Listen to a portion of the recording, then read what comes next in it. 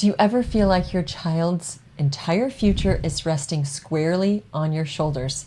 Like if you don't push, manage, and control pretty much every single choice they make, they're going to miss their big opportunity.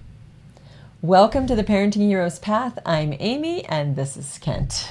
Today, we're sharing why that control is actually a mirage, and how trading your need for a specific outcome for a deeper connection is the only way to actually influence the person your child is becoming. So, some years ago, one of our sons was studying his heart out for a scholarship. So this was college scholarship, and he worked for over a year on this. Ooh, so long. He worked so hard, and he was very studious, and he had to read so many books and write essays. And then the week that the essays were due, it was essays and an oral exam. So this is like the week before the culmination. He came to us and he's like, Mom and Dad, my friends are going to an amusement park that is 4 hours away, and we're going to have this trip, and we're going to go have this great fun time. And are you okay if I go? And we didn't have any objections to him going to the amusement park, but with the friends, it was a good group of kids, and they were going to be safe, all of that. But we were very concerned about him losing this opportunity for a scholarship, and what this was going to mean for him to basically, what I felt like, throwing away all of his year of hard work to not do this final push at the end for this last week. It was really, really crucial, especially preparing for this oral exams. And so in our best parenting voices, we said, we really, you can go, but we really feel like the best thing to do would be for you to stay here and continue studying. And it was really our manipulative way of saying, no, what are you thinking? Do not go. That is not a good choice. And our son was dejected, and he was very obedient. He was going to follow what we said to do. But then it was actually a younger child who came to us, who overheard that conversation, came to us and said, did you really want to give him a choice? And we're like, yeah, we gave him a choice. We totally gave him a choice. He's like, no, not really. It was like an underhanded choice, a manipulated. We clearly did not want him to go.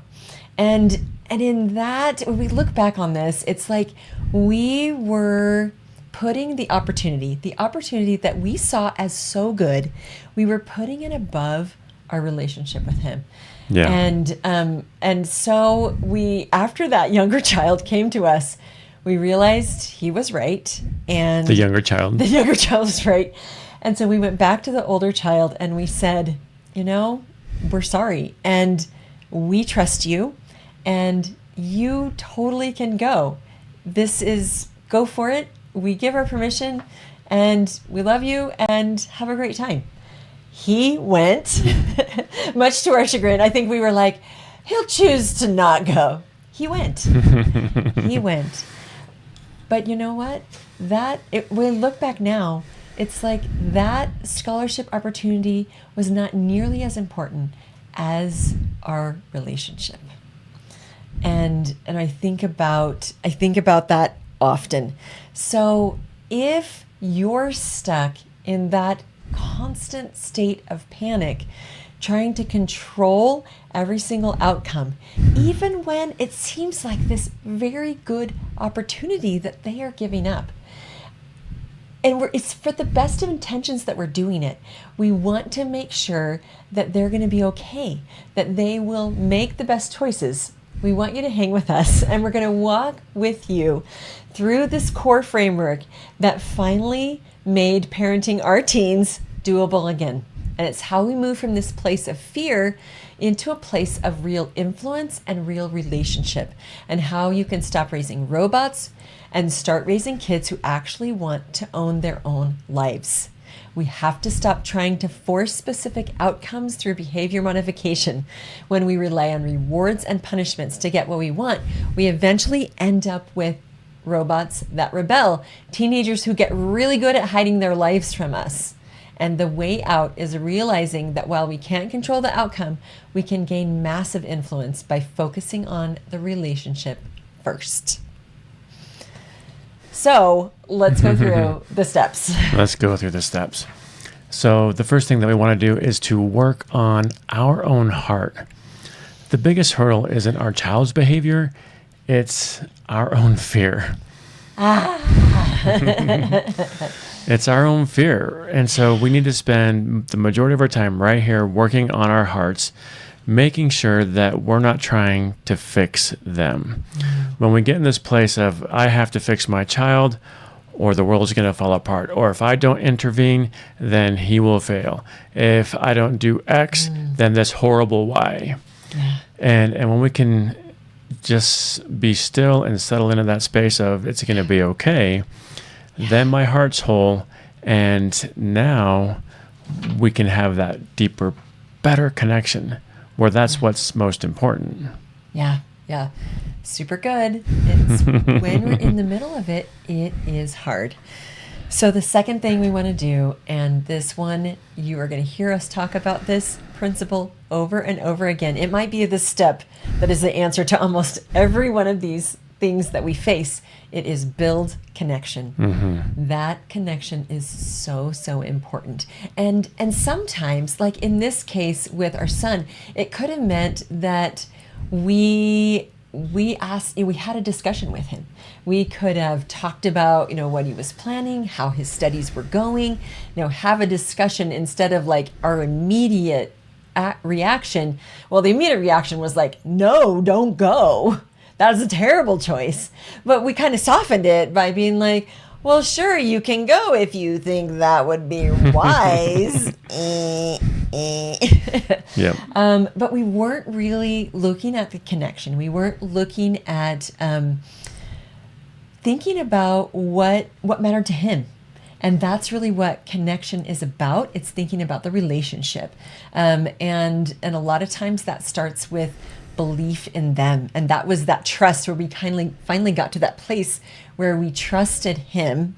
To make that decision. And able to let go of our ideas. And our wanting to control the outcome. Yeah. And so it's that connection first. And that doesn't mean that we don't set boundaries. There are times where there are choices that, like, for instance, in this case with going to that amusement park, it could have been that he was going somewhere that it wasn't going to be safe for him, as something that wasn't a good choice, or some people that he was going to be with that we didn't feel good about. That would have been different. We weren't talking about that. And in those kinds of cases, that is our stewardship with their safety. But when we're not talking about a safety situation, then it's different, and it's about giving them that choice. And in this case, we were willing to trade that relationship, that connection, for this opportunity that we saw that was so good for him. And that's the thing, our intentions are so good because we see what's so good for them. But sometimes, and in this case with this son, he actually ended up winning the scholarship. He didn't study that whole week, but for him, it was the best choice. And he needed that fun. He needed to relax after how hard he worked. Needed the break. Yeah, he needed a reset, refresh. He needed to be with his friends. He's very social. And for us, we wouldn't need that if we were going to do something hard, but he did. And he was actually right in this case. But it's not even about that. It's because it could have gone the other way, that he didn't win it. What mattered was that we were allowing him to make that choice. Right. And this is the third step that we want to talk about today. That is that when we have that whole heart and we have that connection with our child, now in this place, we have influence. And now we can help guide, we can remind about their identity, we can help them remember who they're striving to become. And it's more of a guiding process. It's not a dictating, it's not a forcing thing. We're with them alongside them as they walk their path, as they're making those choices, going along their journey. And when they ask for the help, we're right there ready to give it to them. Yeah. But because we have our heart whole, because our connection is there, they actually do come and ask for that help. They do. And that's where we have the greatest influence, is when they're looking for it and asking for it. And we want them to take action because they want to do it.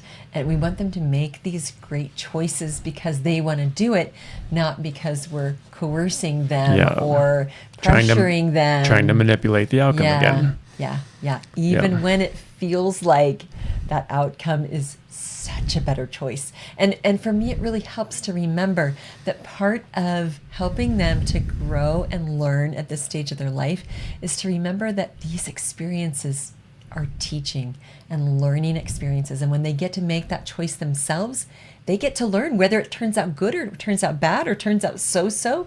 That's their life experience. Versus if we made the choice and they felt like, well, it wasn't my choice, it was my parents' choice. What did they learn from that? Right. They learned, I gotta follow my mom, I gotta follow my dad. Now, we're not saying you don't want them to learn those kinds of obedience things. There are times as parents when we're gonna say, it's not okay. I'm not gonna let you take the car at 2 a.m. to go to this person's house where there's no parents. There's just gonna be times when we do say that, but that is different. It's those times when, as much as we can, we want to give them that opportunity to make their own choice. Yeah. So at the end of the day, your kids don't need a boss. They need a parent who is real enough to trust the agency they've been taught. Being a parenting hero means having the courage to value the relationship over the opportunity. When we stop trying to be the savior of their future and start being the guide for their heart, we stop the cycle of tension. We create a home where they don't have to hide and where they actually feel safe enough to own their own mistakes and their own successes. Both things. If you're tired of feeling like you're constantly fighting for control and you're ready to start building that deep connection with your teenager, don't walk this path alone. Come join us in our free Parenting Heroes community on Circle. It's a space where we help each other move from that manager mindset to a place of real influence. We'd love to walk alongside you as you reclaim your home. Click the link in the description below, and we'll see you inside.